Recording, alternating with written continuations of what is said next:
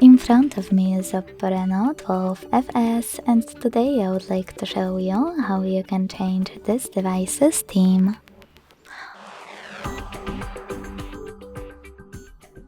All you need to do is find an app called Theme Store, access it, and tap on a perfect theme for you. You can select it from category section or home one. After finding a perfect one, click on it, hit apply and wait.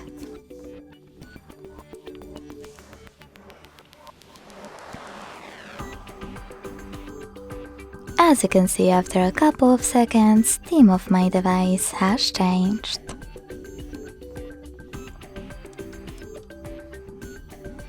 If you want to go back to your default theme, all you need to do is open Settings, tap on Wallpapers and Style and go into Themes.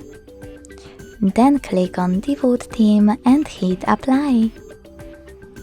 Thanks so much for watching. If you enjoyed this video, leave a like, comment and subscribe.